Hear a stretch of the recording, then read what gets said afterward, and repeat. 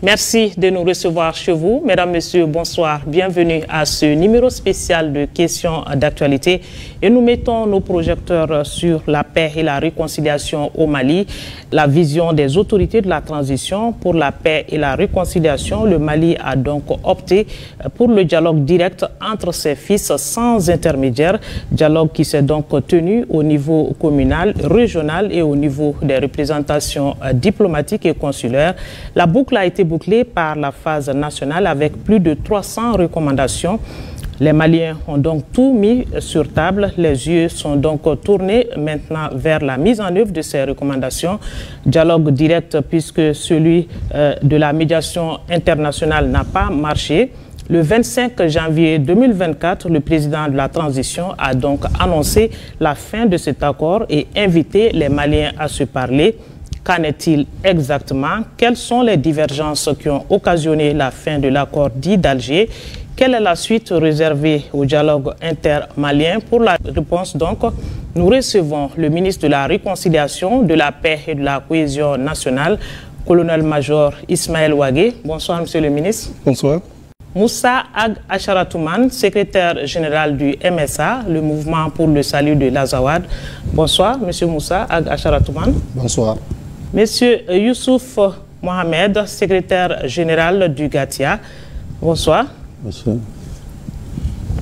Monsieur Mohamed Ould Matali, représentant du MAA, Mouvement arabe de l'Azawad. Bonsoir. Monsieur Ould Matali. Salam alaikum. Et mon colonel-major El Hadj Moussa Diakité, il est le représentant de l'état-major général des armées sur ce plateau. Bonsoir, mon colonel-major. Bonsoir. Bienvenue sur ce plateau. Alors, on va le rappeler, l'accord pour la paix et la réconciliation issu du processus d'Alger visait à mettre fin à la guerre au Mali. Il a été signé le 15 mai et le 20 juin 2015 à Bamako après des négociations menées à Alger, mais la montagne a accouché d'une souris. Monsieur le ministre, je vais me tourner vers vous. Quelles sont les raisons qui ont motivé le retrait du gouvernement du Mali de l'accord pour la paix et la réconciliation issu du processus d'Alger signé en 2015? La première raison importante du retrait du gouvernement de l'accord, c'est bien entendu le fait que l'État du Mali a voulu en faire une appropriation nationale et faire en sorte qu'il n'y ait plus d'ingérence et prendre en compte tout ce qu'il y a comme divergence qui a amené à la mise en œuvre de l'accord. Parmi ces divergences, on peut citer entre autres les questions politico-institutionnelles où les mouvements signataires, les anciens mouvements signataires et le gouvernement n'avaient pas forcément la même compréhension de ce qu'il faut mettre en œuvre par rapport aux questions politico-institutionnelles.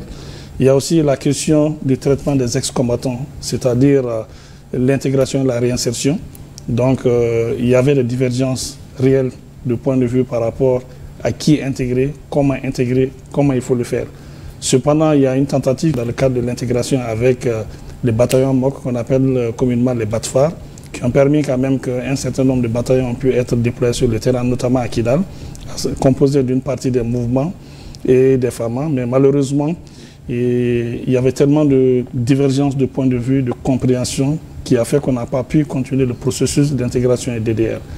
Donc, entre autres, ça, c'est les principales raisons de retrait du gouvernement de l'accord. Alors, quels sont les points de divergence qu'on peut noter? C'est vrai que vous en avez cité tout à l'heure. Quels sont les points qu'on peut retenir qui ont été à la base de cette divergence? Le point principal, c'est surtout la question d'une compréhension commune par rapport aux questions politico-institutionnelles, c'est-à-dire la question des régions, de l'Assemblée régionale, l'exécutif, et le législatif, le président de l'Assemblée régionale, le mode d'élection, et puis les pouvoirs et les ressources qui devaient être transférées aux régions. Donc la compréhension du gouvernement, c'est que tout ce qui concerne les pouvoirs régaliens doivent rester au sein de l'État. Mais la compréhension d'une partie des mouvements, surtout de la CMA, c'est que tous les pouvoirs devaient être transférés au niveau du président de l'Assemblée régionale élu au suffrage universel direct. Donc il y a eu des incompréhensions par rapport à cet article. Et ensuite, le second point de divergence, c'est vraiment la question d'intégration, de réinsertion, de traitement des ex-combattants, surtout des hauts cadres. D'accord. Alors, monsieur Acharatouman, vous étiez membre signataire de cet accord. Dites-nous, qu'est-ce qui n'a pas marché avec l'accord dit d'Alger? Pour moi, la première raison principale, c'est vraiment le fait que les Maliens n'avaient pas le leadership dans le cadre de la mise en œuvre de cet accord. Je pense que c'est le premier handicap. Au-delà même de l'Algérie qui était le principal médiateur, il y avait tout un arsenal de la communauté internationale qui était là, qui n'était pas d'accord par rapport même à ce qui doit être priorisé et fait dans notre pays. Et malheureusement, ce sont ces gens-là en réalité qui avaient les derniers mots. Ce n'était pas essentiellement ni le gouvernement ni les mouvements signataires. Je pense qu'on peut partir d'abord de ce constat-là. La deuxième chose, c'est que les négociations de l'accord d'Alger, pendant 8 mois, on a négocié à Alger. Moi, j'étais là pendant cette époque-là. Et je pense qu'à la fin de ce processus-là, quand l'accord a été signé, moi, mon constat était le suivant, c'est que les Maliens, que ce soit le gouvernement ou les mouvements, n'étaient pas forcément d'accord par rapport au contenu de cet accord-là. Je pense que ça aussi, fondamentalement, ça a beaucoup joué. Mais quand vous regardez l'accord d'Alger, tout est au conditionnel, tout est remis à demain. Rien n'est très clair.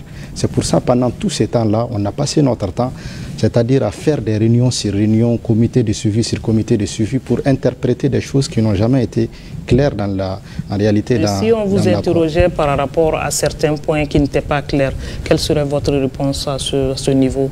Par exemple, le point que le ministre a évoqué tout à l'heure, il a parfaitement raison. Pendant des mois et des mois, on a perdu du temps par rapport à ce point précis qui concerne l'élection du président régional au suffrage universel direct. Et pour l'accord d'Alger, il est très clair. C'est-à-dire tout ce qui est régalien reste à l'État central. Et il y a un certain nombre de pouvoirs qui sont délégués au président des régions. Mais bon, par la suite, on avait effectivement une partie de nos frères qui avaient d'autres interprétations par rapport à ce point précis. Et sur l'intégration aussi des combattants, c'est la même chose. L'intégration dans notre pays, ce n'est pas la première fois, parce qu'il faut quand même rappeler qu'on est au 4e accord avec l'accord d'Alger aujourd'hui. Et dans le passé, il y a eu des combattants qui ont intégré les forces de défense et de sécurité. Mais il y avait certaines choses qui étaient demandées par une partie de nos frères, dont il a mentionné les noms tout à l'heure, qui n'étaient juste pas possibles. Donc, quelque part aussi, en réalité, il y avait des gens qui ont signé l'accord, mais qui ne se sont jamais mis dans le cadre de la mise en œuvre même de cet accord. Parce que l'accord d'Alger, il est très clair. Dans l'accord d'Alger, on reconnaît l'intégrité territoriale du Mali. On reconnaît le caractère républicain et laïque de l'État malien. Tous les mouvements signataires étaient d'accord sur ce principe? Du moment où on a signé, c'est ça en réalité le principe qui doit valoir à tout ce qu'on va faire par la suite. Mais malheureusement, comme il l'a dit tout à l'heure, il y a certains qui ont signé l'accord, mais qui veulent continuer à faire croire aux gens qu'il y a autre chose qui n'est pas, c'est-à-dire travailler dans l'ensemble malien. Et c'est ce qui a posé problème. D'accord. Monsieur Youssouf Ag Mohamed, alors on parle de blocage dans la résolution des questions fondamentales par rapport à ces signatures. Que pouvons-nous noter comme point de blocage? C'est que, en réalité, la médiation de l'Algérie, assurée par l'Algérie, avait d'énormes difficultés à aplanir souvent les divergences entre les différents acteurs, le gouvernement et les mouvements signataires. Donc il y avait une défaillance en réalité à ce niveau. Il y avait des blocages par rapport à cette médiation. En plus, c'est qu'il y avait certains mouvements signataires aussi qui étaient trop exigeants en réalité, si je peux m'exprimer ainsi. Le fait par exemple que le mouvement ait décidé unilatéralement de suspendre les participations aussi aux travaux du CSA, par exemple, ça c'était vraiment trop... Et demander une... Donc ils ont interrompu le dialogue. Ils ont interrompu le dialogue unilatéralement, sans concertation, et en demandant une rencontre à l'extérieur du Mali. Et ça, vraiment, je pense que c'était de trop, en réalité. En quoi la médiation internationale a échoué, à votre avis?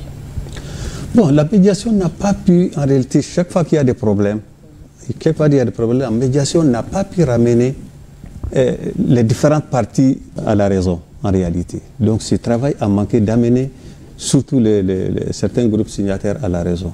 Mon colonel-major Diakité, vous étiez à ces négociations-là à Alger. Dites-nous, qu'est-ce qui n'a pas marché? Bon, essentiellement, nous, on peut retenir 4 points dans l'application de l'accord.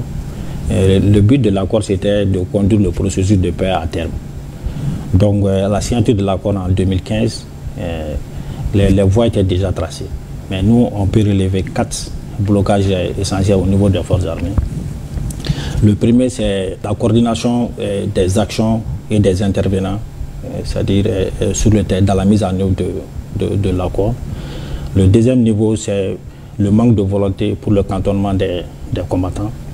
Malgré qu'on a eu plusieurs réunions de haut niveau qui avaient déterminé les critères, les quotas et les modalités. Donc le mouvement rebelle devait être cantonné? Il devrait être cantonné pour intégrer les forces armées, malgré qu'on a eu un premier pas en 2019, c'est-à-dire après la signature de l'accord en 2015, il a fallu attendre 4 ans pour faire le premier DDR accéléré, qui a enregistré 1744 intégrés dans les forces armées et de sécurité, répartis entre les différents mouvements. Si vous permettez, je peux donner les chiffres. Allez-y. Voilà, donc la CEMA, on a enregistré 604 éléments, l'inclusivité 603 et la plateforme 540. On a intégré en 2019-2020. D'accord, ça c'est les 2 premiers points. Les deux autres points? Le troisième point, c'est surtout le manque de visibilité pour les forces armées. C'est-à-dire qu'on n'arrivait pas à faire la différenciation entre les éléments des groupes armés et les groupes terroristes. Donc ce qui posait énormément de problèmes aux forces armées pour assurer... C'était une amalgame au sein de la société civile. C'est ça. Donc sur le terrain, on avait des difficultés à différencier, donc ce qui a accentué l'insécurité sur le territoire.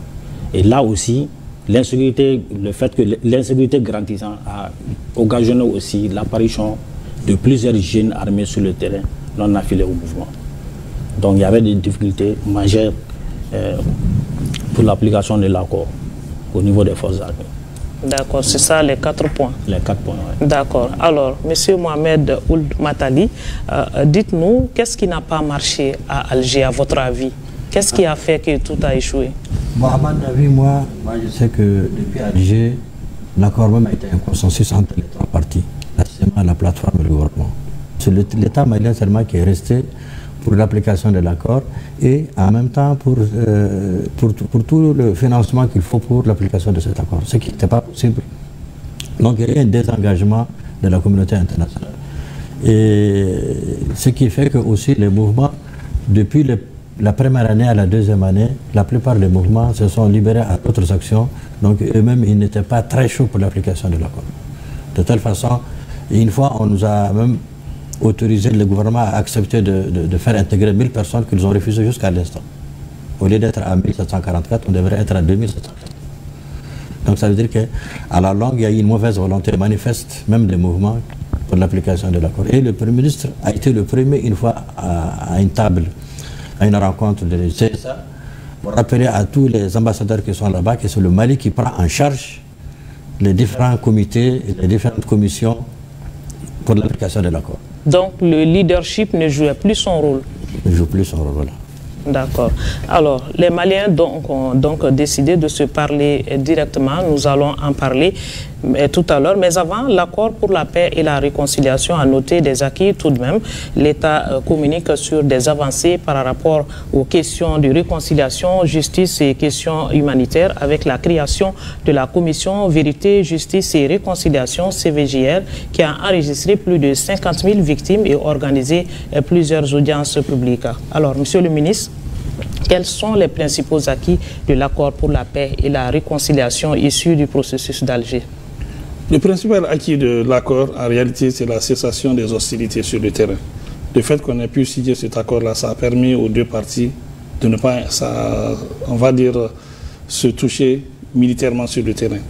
Le second aspect, ça nous a permis quand même de se retrouver entre frères, créer les conditions d'une cohésion et faire en sorte qu'on puisse penser ensemble au développement.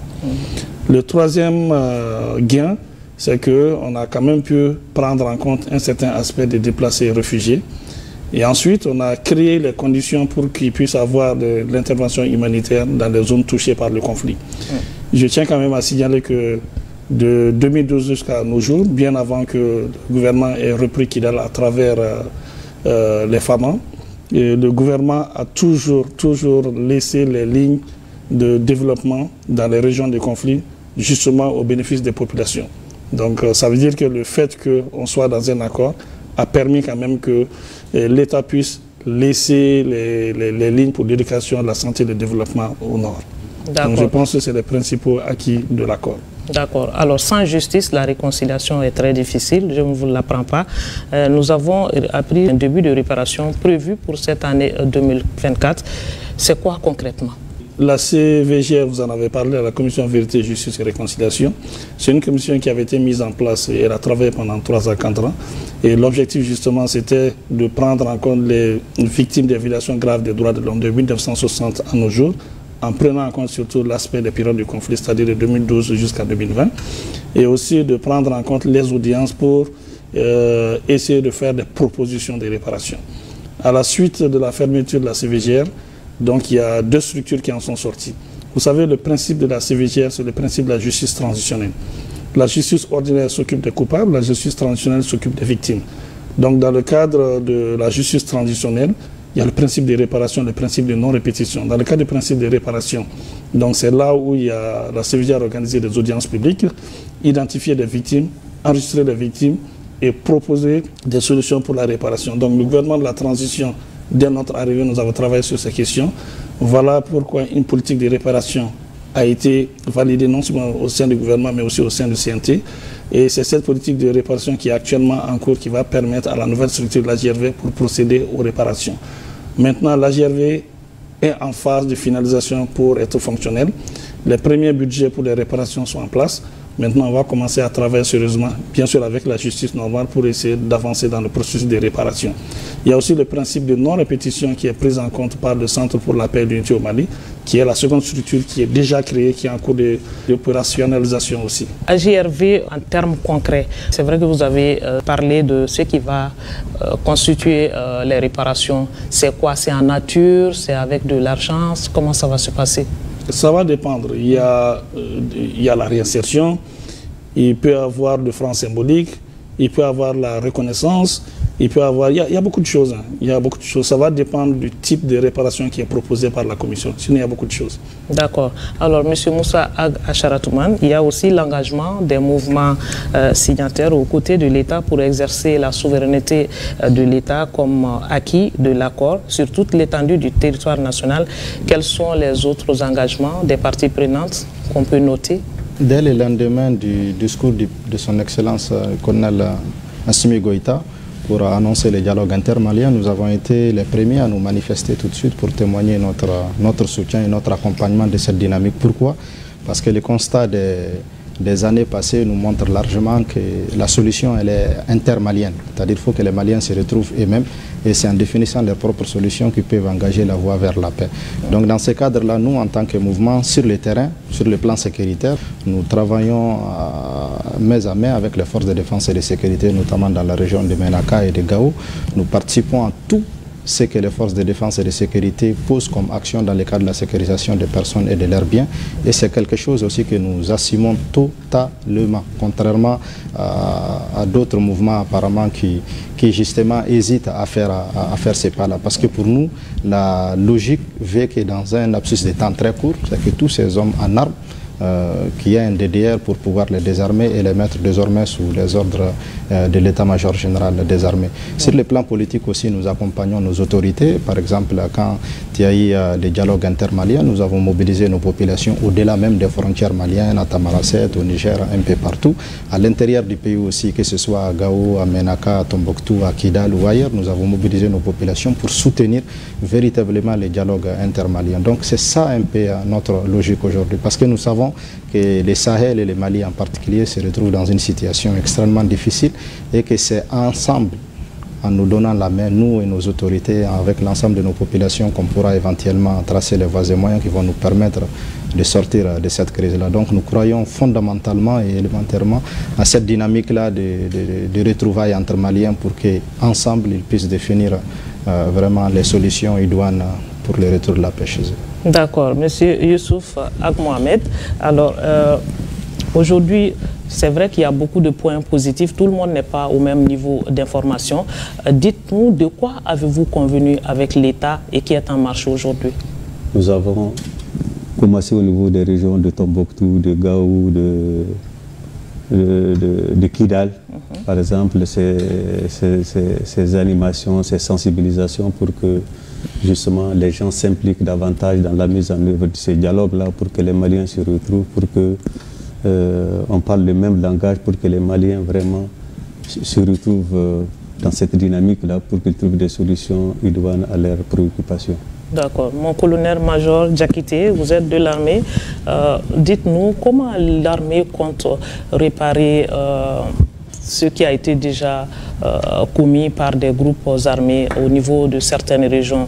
Le ministre a parlé de certains projets qui sont en cours. Qu'est-ce que vous pouvez ajouter à cela? L'armée malienne est une armée républicaine et professionnelle.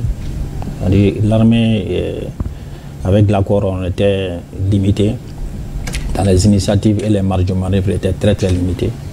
Maintenant, avec la dénonciation de l'accord, la marge de manœuvre est plus grande et l'armée mène ses opérations librement sur le terrain, en menant des actions civilo-militaires, c'est-à-dire apporter les soutiens nécessaires aux populations démunies, notamment à travers certains services, le génie par exemple, le génie dans le désenclavement, c'est-à-dire le rétablissement des ponts détruits par les groupes terroristes, le soutien sur le plan sanitaire aux populations dans les zones reculées.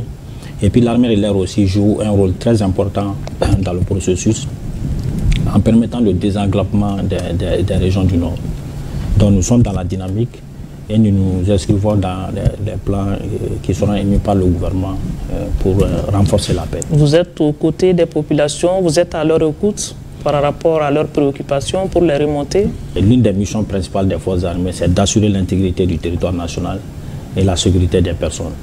Donc nous leur apportons le soutien nécessaire et nous sommes là pour ça. Nous nous déployons sur tout le territoire au bonheur de tout le monde. D'accord. Alors, Monsieur Mohamed Ould Matali, dites-nous les points saillants sur lesquels vous avez convenu avec l'État et qui sont en marche aujourd'hui. Bon, les points qui sont saillants avec l'État, c'est que l'État a évité la stigmatisation. Partout, dans les grandes villes, dans les grands centres, les populations vivent en harmonie avec toutes leurs communautés sœurs. Sans vraiment distinction, sans inquiétude, sans aucun tabou, en tout cas par rapport aux activités. Deuxièmement, à ce qui concerne le dialogue intermalien, on a participé aussi partout où nos populations sont, dans les cercles, ainsi de suite, ils ont participé. On va parler à présent du dialogue intermalien. Le président de la transition, colonel Assimi Goïta, l'a dit lors de la phase nationale du dialogue intermalien que c'est une nouvelle architecture de paix qui se dessine au Mali, fondée sur ce que nous voulons que le Mali soit. Et vous, monsieur le ministre, lors de la Semaine nationale de la réconciliation, vous disiez que la paix passe par le maintien du dialogue au quotidien. Ce sont des idées qui ont prévalu à l'organisation du dialogue intermalien? Entre autres, effectivement, ce sont des idées qui ont prévalu. Il est quand même important de signaler que l'annonce du dialogue intermalien est intervenue dans un contexte où, conformément aux résolutions du Conseil de sécurité des Nations Unies, les FAMA quand même ont occupé les emprises de l'aménagement, incluant l'emprise de Kidal.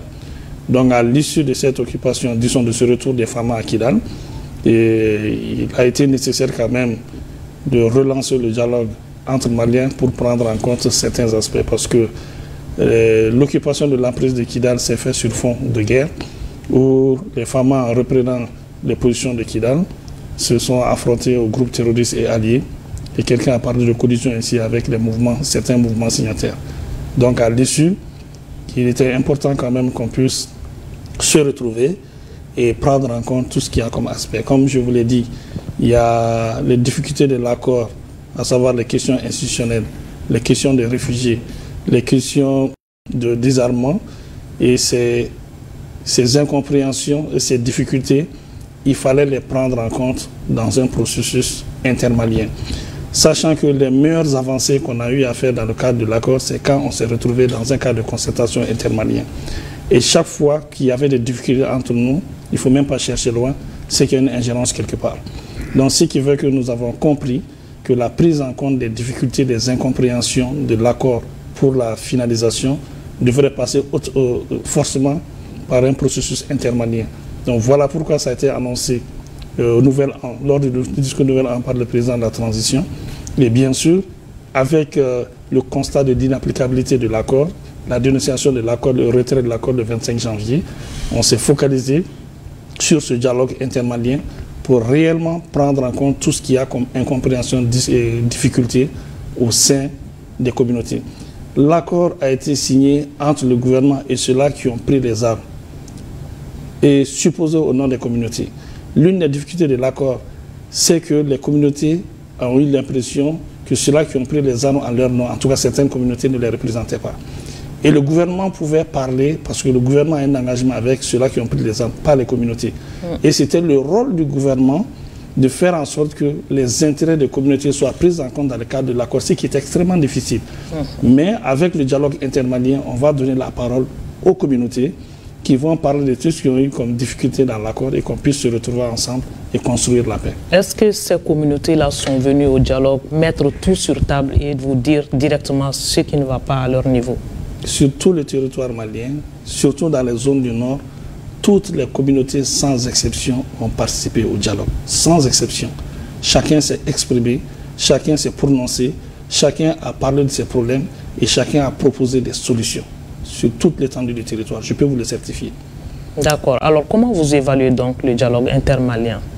Sur 100, je vais dire que le dialogue intermalien, c'est 100. Voilà pourquoi il y a un certain nombre de recommandations fortes. Il va falloir maintenant les prendre en compte rapidement pour que les populations soient satisfaites. On va parler de ces recommandations tout à l'heure, le temps de faire réagir les autres. Monsieur Moussa Acharatouman, dites-nous, quelle a été votre participation à ce dialogue intermalien? Nous avons mobilisé partout où il le faut, partout où besoin s'est exprimé, nos populations, pour qu'elles puissent participer à ces dialogues intermaliens. Au-delà de cela aussi, nous avons participé aussi en donnant nos idées, nous avons participé aussi en défendant un peu la dynamique à l'échelle non seulement nationale, mais même internationale.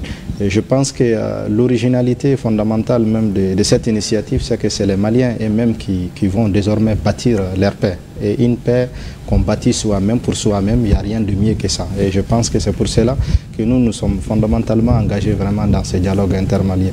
Et comme le ministre le disait tout à l'heure, l'originalité du dialogue, qui a été une des lacunes aussi de l'accord d'Alger, c'est qu'on a commencé du bas vers le haut. C'est-à-dire on est parti dans le plus profond du pays où on a fait participer les communes, on a fait participer les cercles, on a fait participer la région. Et c'est par la suite qu'il y a eu les dialogues à l'échelle nationale. Au-delà même de nos frontières aussi, les populations dites réfugiées ou déplacées qui étaient en dehors de nos frontières aussi ont pu participer à ces dialogues intermaliens. Je pense que pour la première fois, les populations elles-mêmes se sont senties concernées, associées par rapport au devenir de leur pays. Et c'est ce qui explique l'originalité justement de ces dialogues-là. C'est pour ça que je dis que la paix qu'on construit pour soi-même, il n'y a rien de mieux. Maintenant, comme je l'ai dit, il faut qu'on joigne la parole à l'acte. Le dialogue s'est bien passé, les populations se sont exprimées, il y a eu beaucoup de recommandations, Dieu seul sait qu'elles sont fondamentales, élémentaires, elles sont très bonnes. Maintenant, il faut qu'on s'attelle justement à matérialiser cela en acte concret, parce que le besoin, il est là. Les populations, elles souffrent beaucoup. Elles sont demandeurs vraiment de paix, de réconciliation et de sécurité. Il faut que maintenant les autorités et tous les partenaires de bonne volonté qui veulent effectivement nous accompagner, qu'on puisse matérialiser en acte concret ces recommandations du dialogue intermalien pour que les populations puissent retrouver cette paix tant recherchée. D'accord. Monsieur Youssouf Ag Mohamed, est-ce que le dialogue intermalien vous a permis de tout mettre sur table, de tout déballer, de dire tout haut ce que vous murmuriez tout bas? Effectivement, le dialogue intermalien a permis à toutes les communautés du Mali de s'exprimer. Et comme mes prédécesseurs l'ont dit, depuis la base jusqu'à, disons, même au niveau national. Et les uns et les autres se sont exprimés. Et je pense que c'était nécessaire d'avoir ce dialogue. C'était une très bonne initiative que le président de la République a pris en instaurant ce dialogue-là. Parce que, en réalité, le Mali, presque depuis très fort longtemps, a fait beaucoup d'accords. Beaucoup d'accords ont été signés, mais malheureusement, ces accords n'ont jamais permis de ramener la paix. Comme vous le savez, depuis l'accord de Tamaracet en 1991, le pacte national 92, la flamme de la paix en 1996, 2006, l'accord d'Alger encore, par rapport à la problématique de Kidal. La conférence d'entente nationale, le dialogue inclusif, en réalité, toutes ces initiatives n'ont pas permis de ramener la paix. Vous pensez que le dialogue intermalien est la clé de la porte de la paix au Mali? J'estime qu'en tout cas, c'est la voie la plus... en tout cas, la meilleure voie, en tout cas pour les Maliens, de se parler entre eux, sans intermédiaire, hein, sans tabou. Si vous voyez les résultats du dialogue au niveau des communes, des régions, etc., si vous voyez ça, il n'y avait aucun sujet qui était tabou en réalité. Tout a été mis sur la table. Colonel-major Diakité, lors du dialogue, les armes se sont tues tout de même. Quand on voit les hommes en uniforme, on se dit, est-ce qu'il y a dialogue? Il y a possibilité de dialogue. Vous êtes tous preneurs d'armes, avec des objectifs différents, bien sûr, je le précise. Comment vous arrivez à dialoguer en tant que porteur d'uniforme? Quelle est la stratégie que vous adoptez? Le militaire, de par sa mission, est un homme de paix d'abord. C'est-à-dire nous prenons la paix, la stabilité dans le pays. L'armée, c'est la défense du territoire. Donc on est face aux mouvements armés qui ont des revendications aussi, qui les ont poussés à prendre des armes. Donc on était dans un accord. Il y a eu des défis à l'application de l'accord. Et le gouvernement parlait avec les leaders des mouvements dans le cadre de l'accord. Avec le dialogue intermalien, c'est le peuple qui a parlé, depuis la base jusqu'au sommet. Moi, je pense que ça a été une bonne chose. Nous, au niveau des forces armées, dans la thématique aspect de défense du territoire, les recommandations nous réconfortent et nous engagent dans l'accomplissement de notre mission. Les problèmes ont été débattus, identifiés et listés. Donc maintenant, nous attendons un plan d'action qui a été d'ailleurs adopté. Nous allons essayer de les mettre en œuvre. Et nous serons à l'aise avec les leaders des mouvements, d'autant plus que les revendications viennent de leur base. Les problèmes ont été proposés à partir de leur base. Et je pense que nous allons travailler maintenant main dans la main, avec vraiment engagement, sincérité pour l'application, pour le processus, la conduite du processus de paix. Nous l'espérons bien. Inch'Allah. Alors, M. Mohamed Ould Matali, dites-nous, qu'est-ce que vous retenez du dialogue intermalien? Bon, moi, ce que je retiens du dialogue intermalien, c'est que depuis 1991, le 6 janvier, il y a eu toujours des accords. Et pendant tous les accords, on a toujours signé l'intégralité totale du Mali, la reconnaissance. Et c'est la première fois, et depuis un certain temps, les mouvements, quand ils descendent, ils continuent à toujours fêter leur anniversaire de mouvement.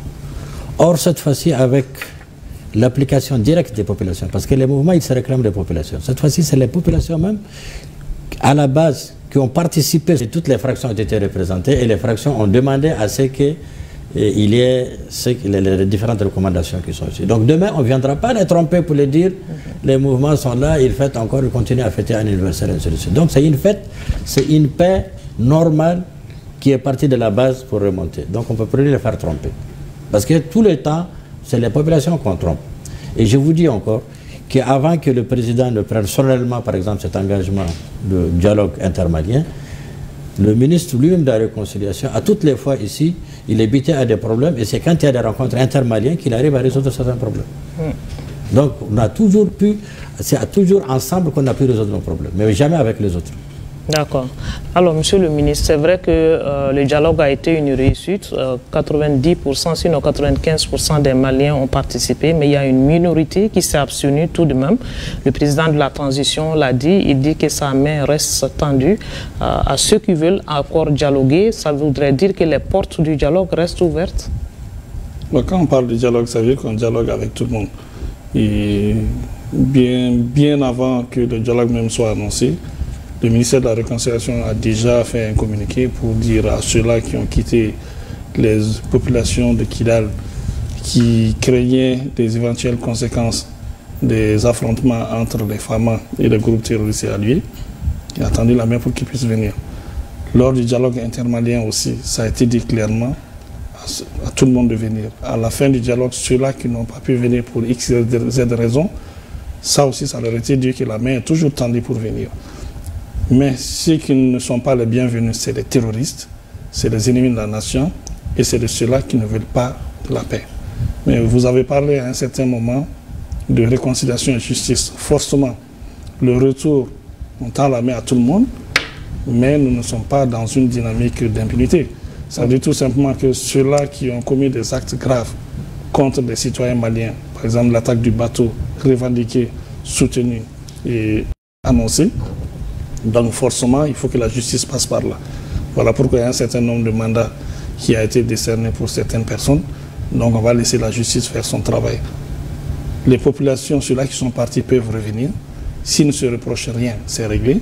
Mais si la justice aussi a besoin d'eux, la justice va faire son travail de la façon la plus équitable possible. Donc bien entendu, la main reste tendue et on encourage tout le monde à revenir à construire la paix dans notre pays. D'accord, donc la justice va renforcer la réconciliation. Forcément. D'accord.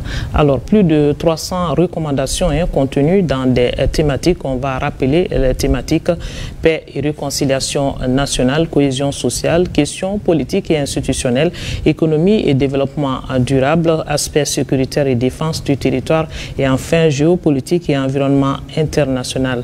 Alors, Monsieur le ministre, par rapport à ces recommandations, qu'est-ce qu'on peut retenir concrètement, sans entrer dans trop de détails? Juste après le dialogue et la remise officielle du rapport avec l'annonce des recommandations, la première instruction du chef d'État, c'était vraiment de mettre en place urgemment un draft de plan d'action de ces différentes recommandations. Vous savez, l'une des particularités de la transition, chaque fois qu'il y a des forats, des rencontres, des états généraux et des recommandations émises, donc le gouvernement se fait un devoir de les mettre en œuvre. Voilà, chaque fois qu'il y a des actions au niveau du gouvernement, il y a eu des assises nationales de la refondation, donc chaque fois qu'il y a un acte qui est posé, c'est forcément en rapport avec les recommandations des assises. Et c'est la même chose qui va être fait avec le dialogue. Le dialogue a parlé de la charte pour la paix et la réconciliation au Mali. Déjà, il y a une commission qui a été mise en place avec un décret qui a commencé à travailler sur un avant-projet de charte. Au niveau du ministère de la Réconciliation, il y a des instructions qui ont été données juste après le dialogue, lors d'un conseil des ministres, où on nous a instruit rapidement de proposer un plan d'action pour la mise en œuvre de ces recommandations qui a été faite et qui a été annoncé en communication verbale lors d'un conseil des ministres. Et ensuite, ces plans d'action ont été mis à la disposition du gouvernement pour se l'approprier et que chaque ministre à son niveau puisse savoir exactement, dans le cadre des recommandations, quelle activité il peut prendre, quelle activité supplémentaire il peut proposer, quels sont les délais, éventuellement quels sont les coûts. Donc c'est ce travail intergouvernemental qui a été finalisé avant-hier et hier, c'est ça qui a été présenté en Conseil des ministres. Ça veut dire qu'au jour d'aujourd'hui, nous avons des recommandations avec des propositions de plans d'action clairs et qui vont être données à chaque ministre pour qu'on puisse commencer réellement la mise en œuvre du dialogue. Mais il faut comprendre déjà qu'il y a certaines activités qui ont déjà commencé, c'est-à-dire le processus de réinsertion des ex-combattants. On continue à identifier, à puis à voir ce qui se passe. Il y a aussi la question des réfugiés, des déplacés extérieurs, ceux-là qui sont dans les camps de Béra et autres là, dont on commence déjà à travailler, bien avant que les recommandations proprement soient commencées à mettre en œuvre, à être mises en œuvre. Il y a déjà un travail initial qui a déjà commencé. Juste pour vous dire que nous sommes dans une bonne dynamique pour la mise en œuvre des recommandations de ce dialogue et que ça a déjà commencé. J'ai l'impression qu'on a fait recours à certains points de l'accord d'Alger dans ces recommandations-là. Est-ce qu'il y a un relais entre l'accord d'Alger et le dialogue intermalien? Forcément, il y a un lien dans certains domaines, parce que quand on parle des questions de défense et de sécurité, la question des mouvements armés a été évoquée clairement. C'est des questions qu'on retrouve dans l'accord. Au lieu que ce soit seulement les mouvements signataires, c'est élargi sur le plan national avec des mouvements d'autodéfense comme Darmassagou et autres. Donc la question de réinsertion et d'intégration a été évoquée. La question du cantonnement a été évoquée et la question de prise en compte des populations déplacées a été évoquée. On a aussi parlé aussi de renforcement sécuritaire sur le territoire. On a parlé également aussi des questions des politico-institutionnelles qui ont été des questions abordées dans l'accord. Donc forcément, il y a un lien entre les recommandations du dialogue qui prennent en compte certaines dispositions de l'accord. Donc certains points positifs de l'accord sont exploités? Certains points positifs de l'accord sont exploités. Certains points d'incompréhension de l'accord ont été exprimés clairement par les populations qui vont être mises en œuvre. Et des questions difficiles liées au désarmement et des groupes armés ou des groupes d'autodéfense aussi, qui étaient des difficultés dans l'accord, ont été posées clairement. Vous m'avez amené dans la mise en œuvre des recommandations déjà, mais est-ce qu'on peut rappeler les recommandations phares sans entrer dans les détails? Par exemple, quand on parle de paix et réconciliation nationale, cohésion sociale, qu'est-ce qu'on peut retenir comme recommandation? Déjà, on demande au ministère de la Réconciliation de s'impliquer mieux pour les questions de paix. Et pour cela, il y a certaines de nos structures comme la mission d'appel à la réconciliation nationale. Ça a été demandé de renforcer, de réformer, et ça c'est déjà en cours pour qu'on puisse toucher le maximum de population. Il y a aussi les recommandations par rapport à la prise en compte des ex-combattants. Ça incombe au ministère de la Réconciliation, bien sûr, qui va travailler en étroite collaboration avec le ministère de la Défense, le ministère de la Sécurité et les autres départements concernés. Il y a aussi la question des déplacés liés au conflit du Nord, surtout ceux qui sont en Mauritanie, au Niger ou ailleurs. Ça aussi, c'est une activité du ministère de la Réconciliation qui va travailler avec. Il y a aussi la question des retours des populations déplacées des régions du Nord. Voilà pourquoi, lors de la prise de Kidal par les FAMA, il y a le ministère de la Réconciliation qui a élaboré une stratégie de retour des populations déplacées. Et cette stratégie, on est en train de la mettre en œuvre actuellement. D'accord. Monsieur Ag Acharatouman, quelles sont vos attentes par rapport à la mise en œuvre des recommandations du dialogue intermalien?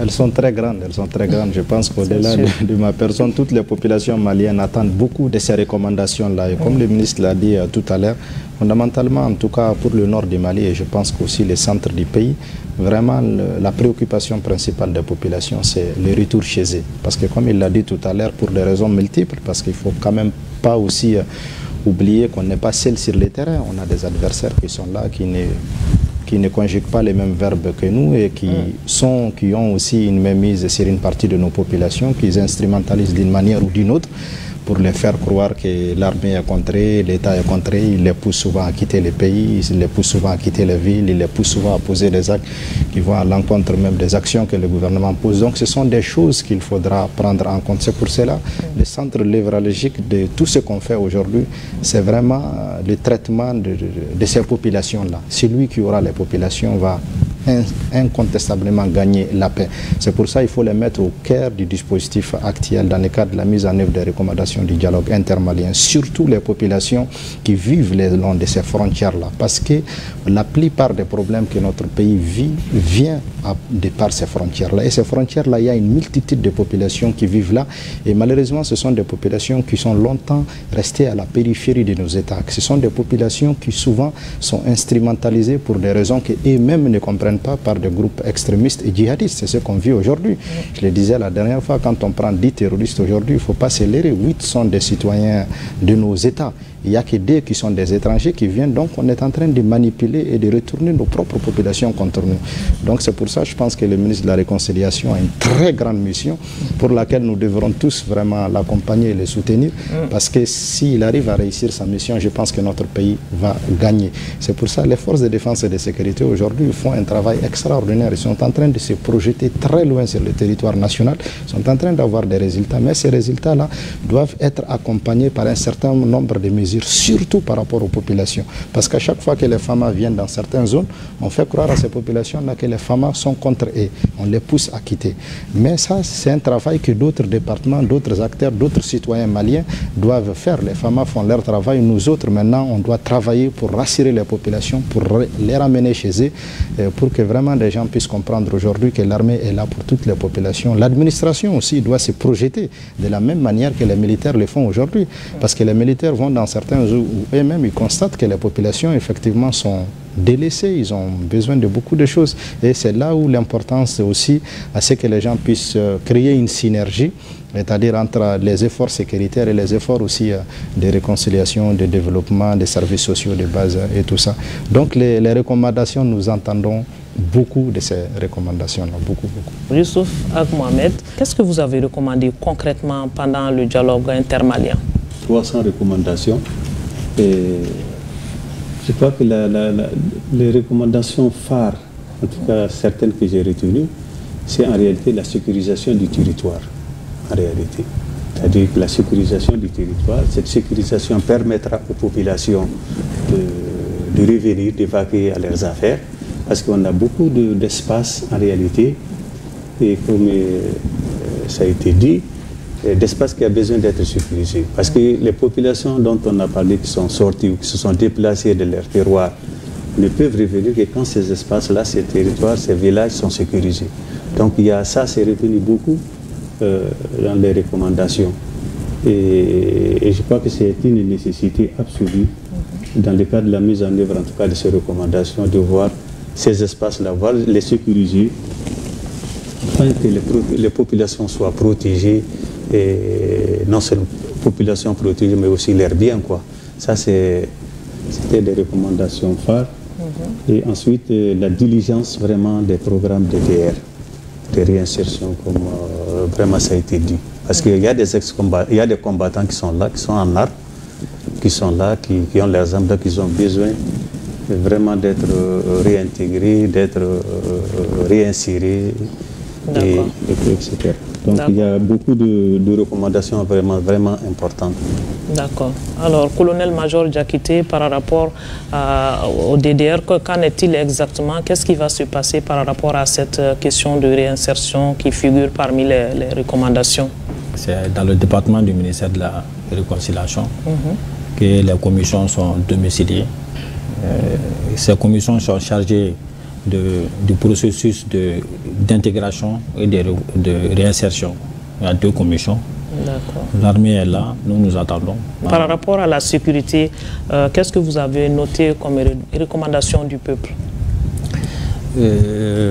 On a noté entre autres l'équipement continu des forces armées, le maillage du territoire national, c'est-à-dire le déploiement des forces armées sur tout le territoire national, la décentralisation de la sécurité, c'est-à-dire en profondeur, amener les localités à prendre en charge leur propre sécurité en accompagnant les forces armées. Ça nous réjouit. Ça veut dire que quand la population s'engage avec l'armée, donc il y a l'absence d'amalgame sur le théâtre et ça nous permet d'avoir les renseignements qu'il faut et de nous déployer aisément sur le terrain. Alors, M. Ould Matali, à votre avis, qui doit faire quoi pour que ces recommandations-là soient mises en œuvre?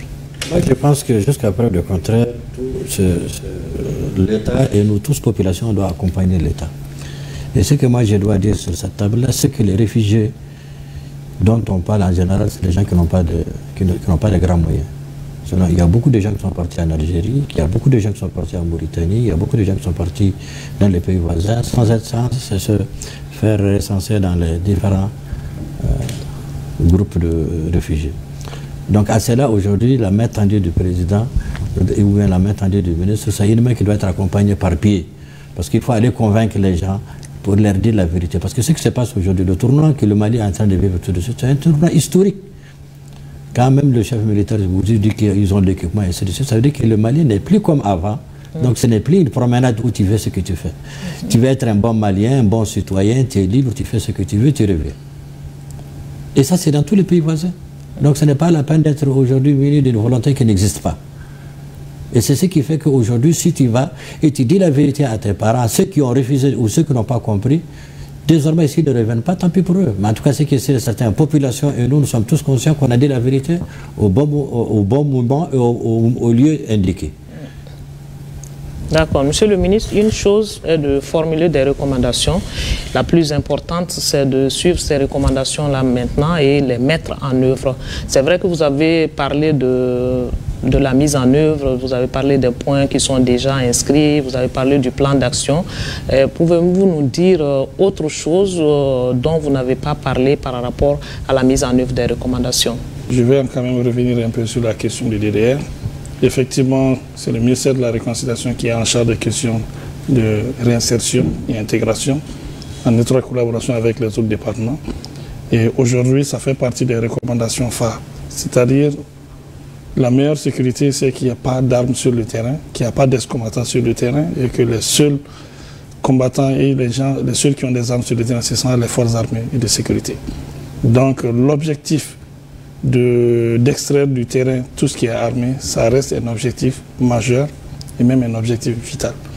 Donc aujourd'hui, il y a une politique nationale DDR que le ministère de la Réconciliation est en train de faire à travers les commissions DDR et intégration, justement qui va prendre en compte non seulement les difficultés de l'accord, qui va prendre en compte les recommandations et les conclusions du dialogue, qui va prendre en compte la situation malienne.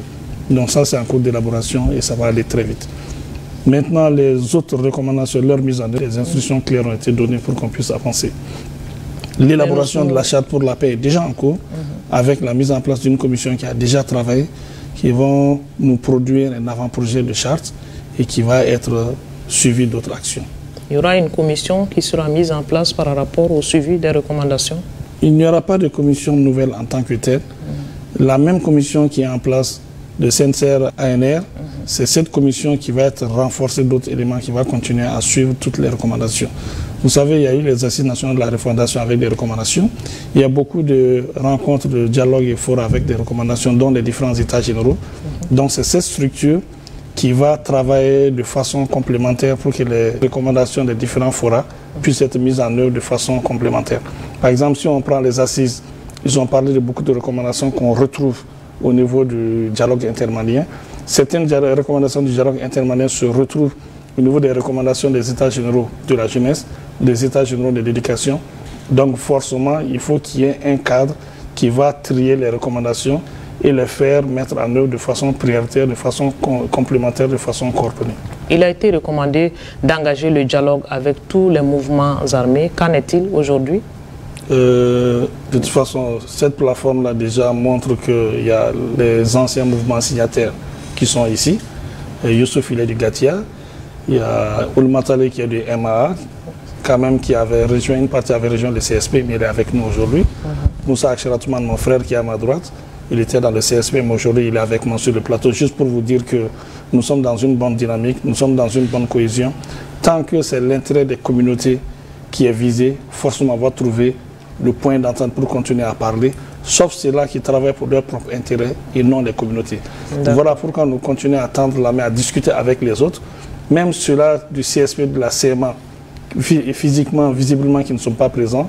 Le dialogue n'est pas forcément interrompu. Nous continuons à discuter avec eux pour qu'on puisse trouver des points d'entente et surtout au bénéfice des populations. D'accord. Ça veut dire que vous attendez d'autres mouvements à vous rejoindre? J'attends bien sûr d'autres mouvements à nous rejoindre. D'accord. Certains peuvent prendre le train en marche et si le dialogue se poursuit, d'autres recommandations vont suivre. Comment vous allez vous y prendre? Déjà, les recommandations du dialogue intermalien couvrent tellement un large éventail que je suis surpris qu'il y a d'autres recommandations qui vont venir, qui ne vont pas être prises en compte. De toute façon, nous allons avoir l'intelligence et le doigté nécessaire pour qu'on puisse se retrouver ensemble et construire la paix. D'accord. Alors, M. Ag Acheratouman, par rapport à la paix et à la réconciliation, les Maliens souhaitent qu'on fasse recours à nos us et coutumes pour le règlement des conflits. Ça voudrait dire qu'il y aura plus de poids du côté des légitimités traditionnelles. Qu'est-ce que vous en pensez? Je pense que c'est une très bonne chose. Nous avons des valeurs qui ont toujours permis à nos sociétés de cohabiter depuis fort bien longtemps. Je pense que ce sont des choses, c'est l'occasion aujourd'hui dans le cadre même du renforcement de la souveraineté, de l'ancrage et du réaffirmement de nos valeurs traditionnelles et religieuses, de mettre ces acteurs-là à contribution. Je pense qu'ils peuvent être très très utiles au-delà même de légitimité traditionnelle. Il y a aussi les leaders religieux qui, quand même, on sait que le Mali, c'est un pays à 95% musulmans. Je pense que les leaders religieux, surtout musulmans, ont un rôle extrêmement important à jouer, surtout dans le cadre de la réconciliation et surtout par rapport à cette question du terrorisme qui continue quand même à gangréner nos sociétés et à se propager. Je pense qu'aujourd'hui, c'est une occasion pour ces chefs religieux de se manifester, de se mettre aux côtés du ministère de la Réconciliation nationale et des autorités actuelles pour justement faire comprendre à ces milliers de jeunes qui sont embrigadés dans ces histoires-là, qui sont sur la mauvaise route et que l'islam n'a jamais parlé de ce qu'ils sont en train de faire. Je pense que c'est un exercice, on ne doit pas faire l'économie de cela aujourd'hui. C'est extrêmement important parce qu'avec les armes, on ne peut pas régler tous les problèmes. Mais avec la parole, on peut dissuader une bonne partie de nos jeunes que les chemins sur lesquels ils sont n'est pas forcément les bons. Ça, c'est un premier aspect. Et le deuxième aspect sur lequel je voulais revenir, comme il l'a dit tout à l'heure, c'est surtout l'aspect DDR. Pour montrer aux autres populations ou aux autres frères qu'ils n'ont pas fait le bon choix, il faut que ceux qui ont fait le choix de rester dans leur état, de faire le choix de la paix, de faire le choix de la réconciliation, il faut qu'on avance rapidement avec eux. Comme il le disait tout à l'heure, je sais qu'il y a des choses qui sont en cours et ces choses-là, il faut que ça se matérialise vite pour que les autres voient effectivement que ce qui est dit est en train d'être fait. Ça va motiver les autres aussi à revenir vers nous. Comme je le disais, on doit rassurer. On doit rassurer, on doit rassurer, on doit rassurer. Les gens ont besoin d'être rassurés. Et comme on le dit, pour avoir la paix aujourd'hui, on doit être tolérant les uns envers les autres. Parce que notre pays sort d'une crise multidimensionnelle extraordinaire. Aujourd'hui, comme les autorités en haut, ils ont fixé un certain nombre de lignes à travers lesquelles on travaille. Le premier, c'est la défense et la sécurité.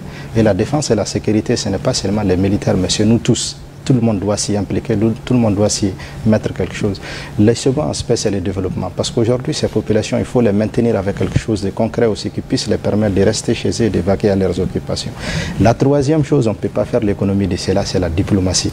Aujourd'hui, on on ne peut pas se dissocier du reste du monde. Aujourd'hui, notre pays a besoin de parler à tous ses voisins, qu'ils soient au nord, qu'ils soient au sud, qu'ils soient à l'est, qu'ils soient à l'ouest. Notre pays a besoin de parler avec les organisations à l'échelle régionale, à l'échelle internationale. Et dans le cadre aussi de cette diplomatie-là, nous avons tous, à notre niveau, parce qu'on sort d'une grande crise, notre pierre d'édifice à apporter dans le cadre-là.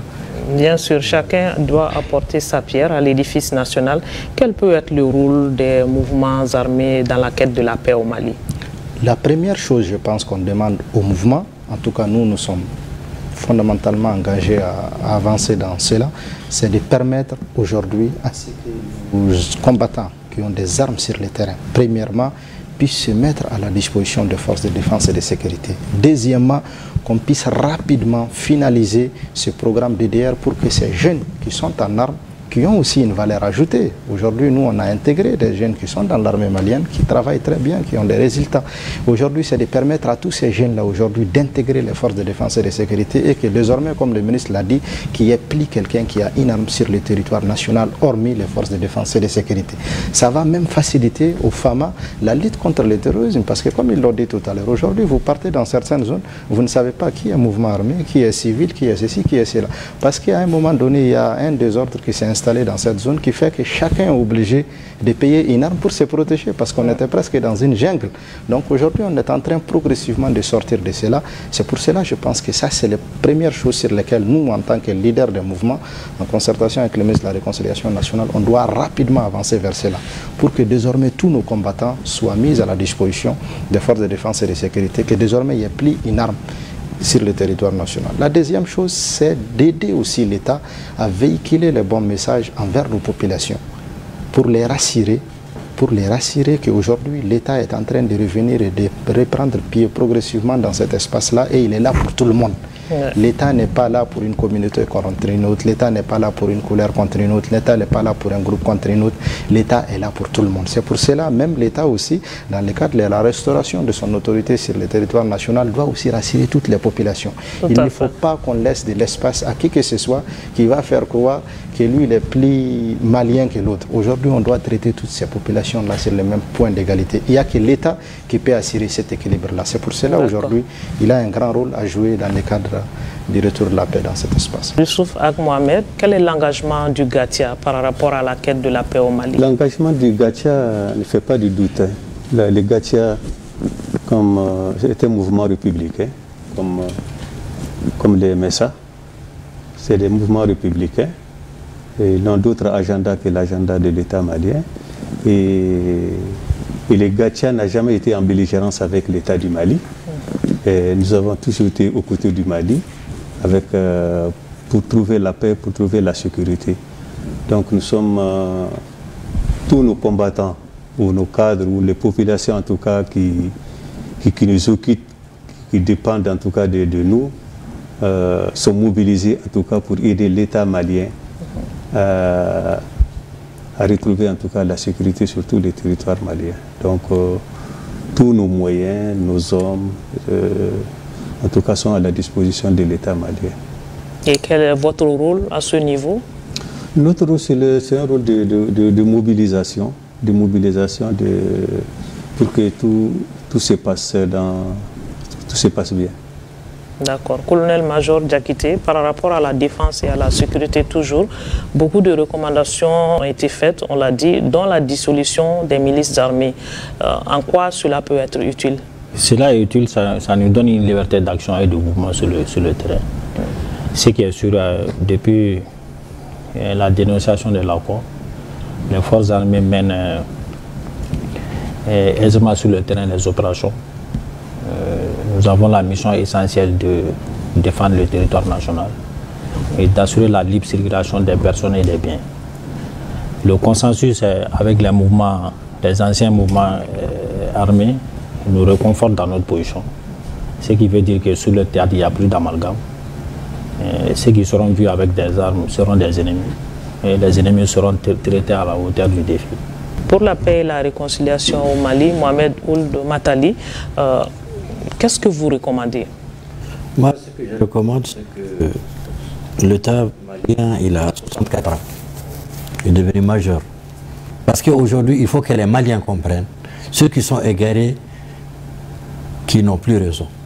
Et que c'est leurs propres frères qui peuvent quitter même Bamako pour aller les voir et dire qu'ils n'ont pas raison. Il ne s'agit pas de se donner une raison et aller se faire cacher ailleurs. L'État malien aujourd'hui a besoin de tous ses fils et les populations en ont souffert. L'État malien même en a souffert. C'est ce qui fait que moi j'ai besoin d'une paix totale, pas une paix imposée, pas une paix de profit. Et quel est le rôle que vous pouvez jouer là-dedans? Moi, le rôle que je joue là-dedans, c'est être au service de l'État. Nous, on a été le premier MA au service de l'État. Être même avec l'État, c'est un pléonasme. Et ceux qui ont quitté l'État, ils ont tort. Quel est l'appel que vous lancez à nos frères encore égarés de rejoindre le bateau Mali? L'appel que je lance, c'est qu'aujourd'hui, il faut que les gens comprennent que nous sommes dans un tournant historique et que le Mali a besoin de tous ses fils. Et tous les fils du Mali ont leur place en République du Mali.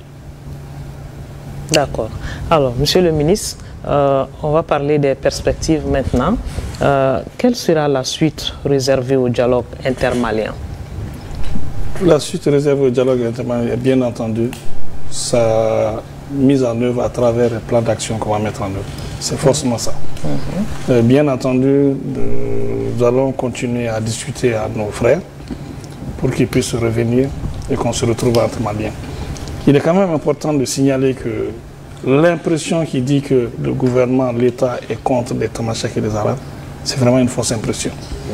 Vous savez, au moment où les femmes ont commencé à prendre en compte les emprises occupées par l'aménagement, il y a une grande partie des mouvements signataires qui est partie, surtout la CMA. Et le message qu'ils ont dressé en disant que ça annonce la fin de l'accord, et avec la fin de l'accord, il y aura de l'amalgame. Et personnellement, en tant que ministre en charge des questions de réconciliation, j'ai quand même lancé un appel en disant que les gens sont chez eux à Bamako. Un Bambara est chez lui à Kidal, un Tamashek est chez lui à Bamako ici. Si quelqu'un pose un acte, il assure la responsabilité personnelle de son acte. Pas sa femme, pas ses enfants, pas sa communauté, pas ses parents. Chacun assume les responsabilités personnelles de l'acte. Ce message a permis quand même que les Arabo-Tamashek sont restés ici et nous continuons à dire que le gouvernement du Mali, le gouvernement de transition, l'État est équilibré avec toutes les communautés. Voilà ce qui fait que les Arabes et les Tamashek sont présents partout au niveau des chaînes de décision, au niveau de la gouvernance, au niveau de l'État du Mali. Juste pour vous dire que nous sommes dans une bonne dynamique intercommunautaire au Mali ici. Donc je tends vraiment la main à ceux-là qui sont partis, qui puissent revenir parce qu'ils sont chez eux, surtout les populations qui ont reçu des mauvaises informations et qui sont partis. Il faut qu'ils reviennent, ils sont chez eux. Au fur et à mesure qu'on améliore la situation sécuritaire, il faut que ces populations reviennent chez elles. C'est une perte, c'est une défaite pour l'État quand les forces viennent dans une zone et que les populations, au lieu d'acclamer les forces, quittent parce qu'ils ont peur. Quelle que soit l'occupation de la localité, tant que les vraies populations de la localité partent parce qu'ils ont peur de l'État, ça n'a pas de sens. Il faut vraiment travailler pour que ces populations reviennent, les rassurer, les soutenir et les surmonter. Je lance aussi un appel aux populations qui sont au niveau des différents camps. Vous savez, j'ai fait 2 fois le tour du camp de Beira et ce que j'ai vu là-bas m'a vraiment fait mal. Donc les Maliens qui sont là-bas, qui reviennent chez eux parce que la sécurité est en train de s'améliorer. Un message que quand même je veux donner. Aujourd'hui, nous avons tendance à se retourner vers sa communauté. Chacun essaie de se retourner vers sa communauté et prioriser sa communauté. Le Mali, c'est un État où toutes les communautés se valent et toutes les communautés se côtoient et toutes les communautés, c'est la diversité. Aujourd'hui, on a tendance à prendre une surface géographique, à l'associer à une communauté. Ça, c'est la terre de Chamanamas, ça, c'est la terre de Zimgad, ça, c'est la terre de Zimforas, ça, c'est la terre de ceci, ça, c'est la terre de cela. Non. Sur une surface, on peut trouver plusieurs communautés et les communautés doivent apprendre à vivre ensemble. Le territoire malien même, c'est un ensemble de communautés. Donc, le repli communautaire, ce n'est pas forcément bien. Prendre en compte les valeurs de la communauté, de la tradition, pour se mettre ensemble dans la diversité, C'est vraiment l'appel que je lance. D'accord. Le vivre ensemble est très important, Monsieur Moussa Ag Acharatouman. Et quel est cet appel que vous avez à l'endroit du peuple du Mali à s'unir? C'est vrai que les questions de communauté nous divisent, alors que notre beauté se retrouve dans notre diversité. Quel est ce message? Moi, je pense que dans les années passées, notre divergence s'est reposée surtout sur notre différence. Ça a été un des handicaps. Je pense qu'on doit progressivement aujourd'hui dépasser. Notre différence, notre diversité, c'est ça notre force. C'est un peu le message que le ministre vient de lancer aujourd'hui. Moi, je les félicite et je félicite les autorités de la transition parce que quand les problèmes ont commencé, effectivement, parce qu'il y a des stéréotypes qui travaillent l'esprit des gens. Dès que les problèmes ont commencé, tout de suite, les gens ont pensé à ces mauvais souvenirs. On va casser les maisons des Tamashek et des Arabes à Bamako, on va casser les maisons des Bambara à Menaka, on va chasser certains à Kidal, parce que c'est ce qui s'est passé dans le passé. Et alhamdulillah, avec la transition actuellement, grâce à l'implication des autorités et puis de nous tous, alhamdulillah, ce sont des choses qu'on a évitées. Ça, ce sont des choses qu'il faut absolument dépasser. Le Mali, c'est ce pays arc-en-ciel dans lequel nous nous retrouvons tous. Cette diversité, c'est ça notre force, c'est ça notre richesse. Les nomades et l'agriculteur doivent travailler ensemble et cohabiter ensemble.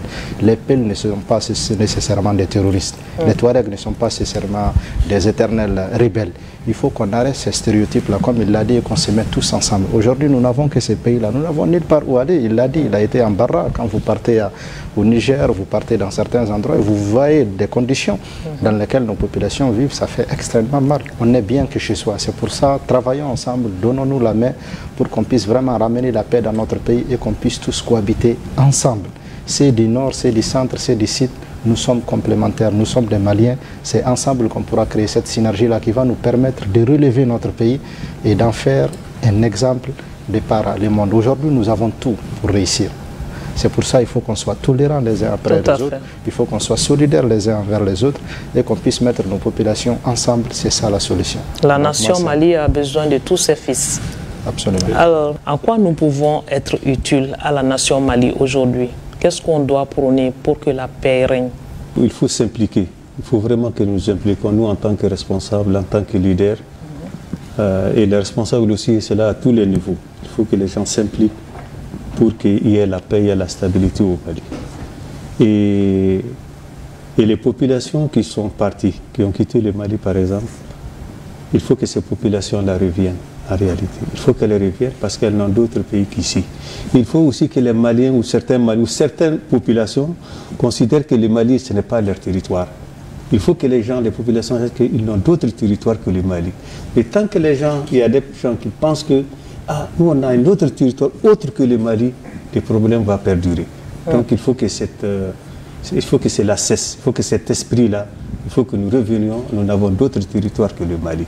Il faut que nous nous impliquions à ce qu'il y ait la paix, la sécurité au Mali et surtout les populations, c'est-à-dire qui respectent les lois de la République. Nous ne voulons pas de populations qui ne respectent pas les lois de la République. C'est important. Les gens qui respectent les lois de la République, vraiment, c'est les gens qui sont bien accueillis au Mali. Mais si les gens ne respectent pas, quelqu'un ne respecte pas les lois de la République, c'est pas une bonne chose. Et c'est pourquoi nous devrons tous aider l'État malien. Toutes les populations doivent aider l'État malien, les forces armées de sécurité, pour qu'il y ait la paix, la sécurité pour tout le monde. Et c'est là le gage, n'est-ce pas, du développement que nous souhaitons tous. D'accord. Alors, mon colonel-major, quels sont vos espoirs pour la paix et la réconciliation au Mali? Ça passe par quoi? Comme on dit, la paix est essentielle. Mais pour qu'il y ait la paix, il faut qu'il y ait l'armée aussi. L'armée, c'est le pilier essentiel pour maintenir la paix. Nous sollicitons l'accompagnement de la population, surtout dans les zones déployées. Ça nous permet de maîtriser les zones, surtout par l'accompagnement de la population, surtout par le renseignement, et puis de l'acceptation des éléments déployés. Il faut que la population comprenne que l'armée est là pour elle, l'armée est là pour le pays, et nous œuvrons pour le développement socio-économique des zones du pays en général.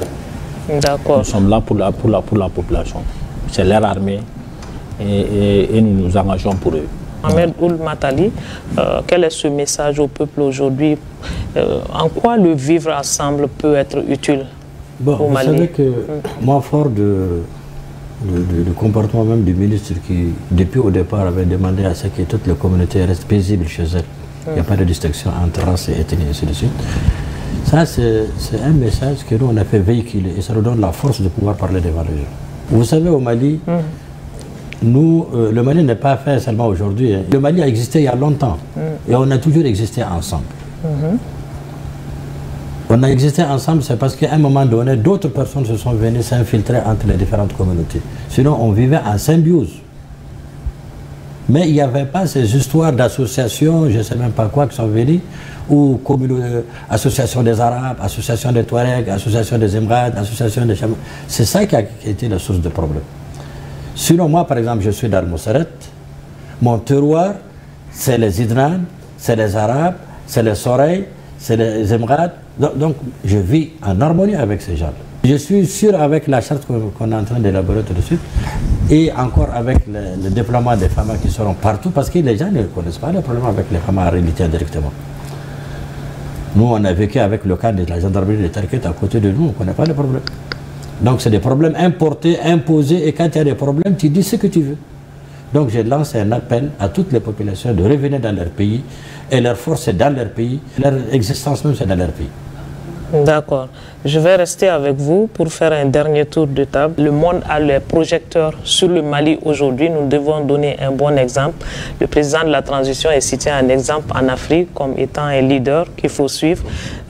Qu'est-ce que nous devons faire pour l'accompagner, à votre avis?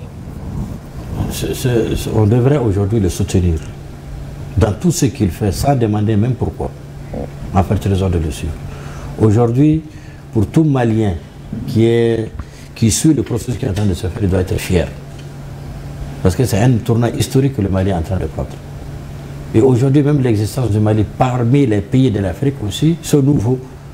Parce que le Mali d'antan était puissant, le Mali historiquement, il était puissant en tant qu'empire, et aujourd'hui, en tant que pays encore contemporain, il faut qu'il existe.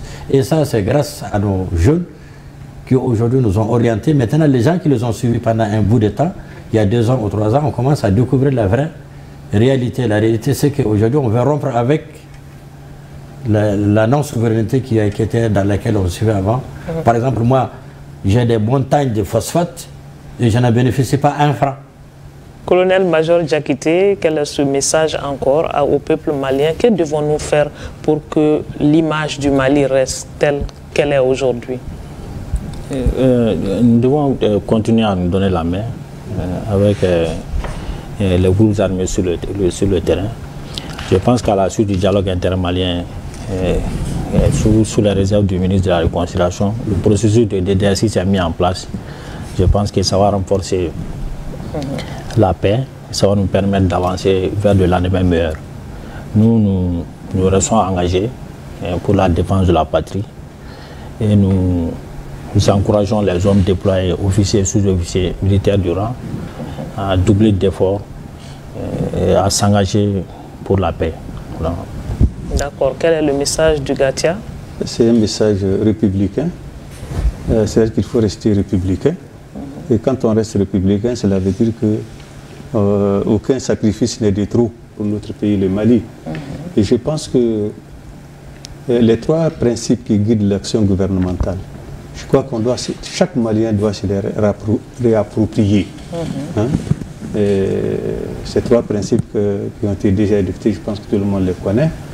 Je pense que ça doit être des principes qui doivent même être enseignés au niveau de l'école, au niveau de l'enseignement.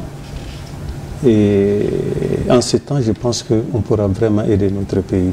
Il faut que les gens se mettent en tête qu'ils n'ont d'autres pays que le Mali.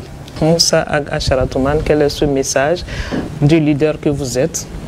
Bon, premièrement, d'abord, c'est vraiment que les Maliens gardent la tête haute. C'est-à-dire qu'ils gardent la tête haute, parce qu'aujourd'hui, notre pays est dans une dynamique avec des ambitions très grandes et très fortes. Et quand on est ambitieux, il faut qu'on accepte aussi de payer le prix. Et c'est pour ça aujourd'hui la direction que nous avons prise, elle est tout sauf facile.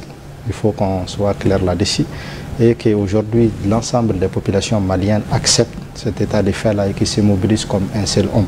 Derrière d'abord nos autorités, parce qu'au-delà du Mali, l'autre jour, notre président a été investi comme le président de la Confédération des États de l'Alliance du Sahel.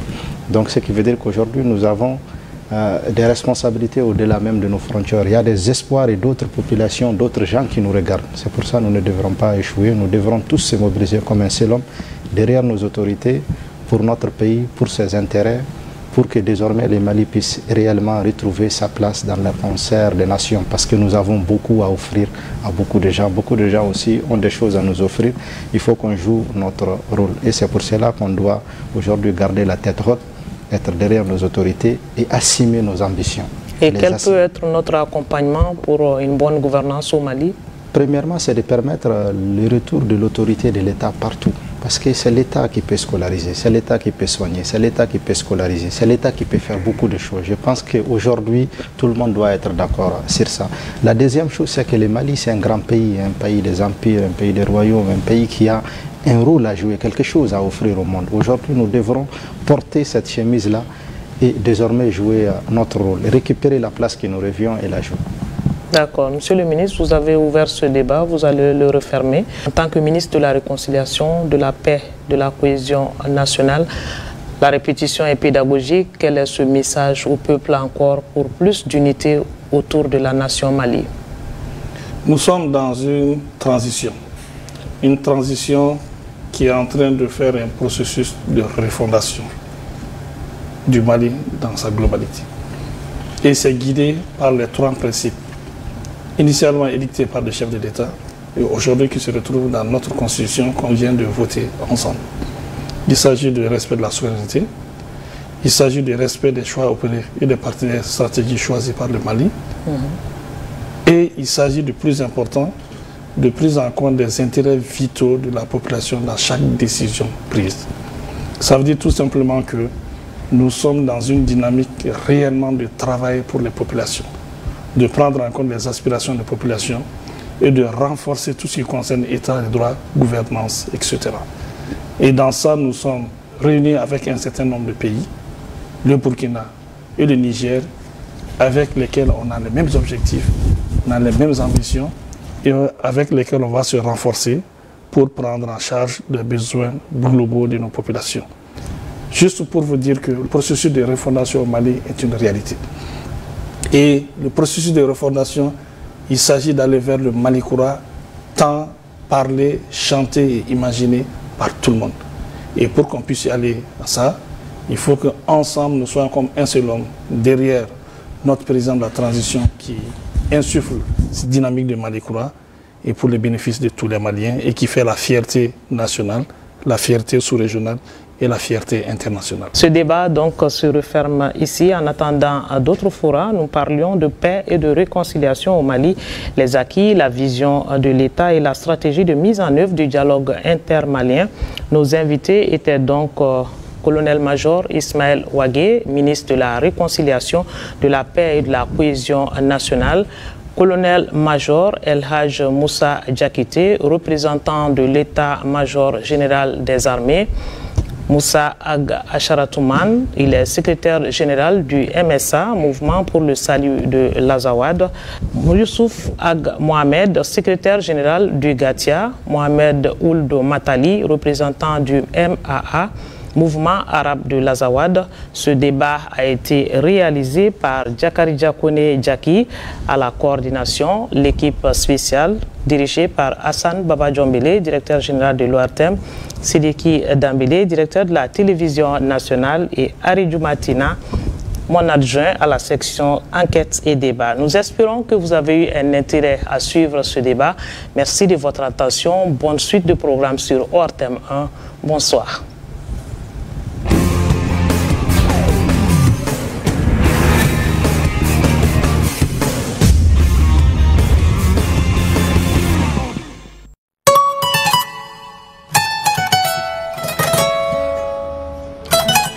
La tribune de toutes les voix du Mali sur ORTM 1.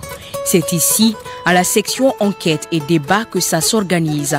Un espace d'expression, d'opinion des citoyens de tous bords sur des sujets d'intérêt national. Service public oblige. L'équipe du débat s'en charge au quotidien pour satisfaire le grand public. Nous sommes une entité de la division information qui relève de la direction